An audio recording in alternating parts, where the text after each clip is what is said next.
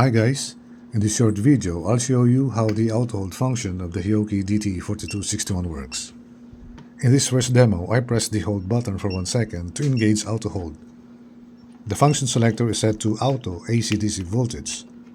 We observe that as soon as the magnitude of the 9-volt battery stabilizes, it freezes 9.32 volts on the screen. Then I measured AC voltage, and again it updates and holds the value on the screen to 35 volts 60 Hz. Taking back the test leads to another DC voltage source, it correctly updates the display minus 7.16 volts. I needed only to press the autohold button once, not repeatedly. The instrument makes a judgment and holds the value. This will work with the resistor tester as well. Engaging the autohold, the first one here is a 466 ohm resistor. Next, 300 kilo ohm. And finally, a 22 ohm resistor. The autohold function worked as expected. Now the autohold feature is designed around a set of parameters. It will work in most cases, but you need to understand its requirement and threshold to avoid wrong interpretation of result.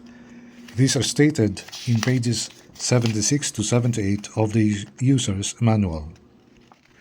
Let's take for example the diode tester, bearing in mind that its testing voltage is only between 0.15 volts and 1.8 volts DC. First, without using autohold, here are the forward voltages of the small diodes.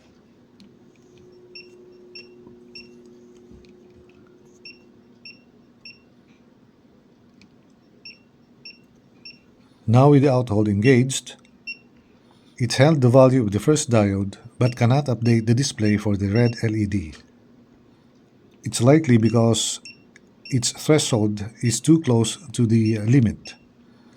If the red LED is the first one measured, it will update the display correctly, but it will not hold the value. So there you have it guys, the advanced feature of the Hioki DT4261 autohold. I think it's quite important and convenient. Just read the user's manual to be aware of its rules of operation to use it safely and properly. Please leave your comments below. Thank you for watching. Stay safe.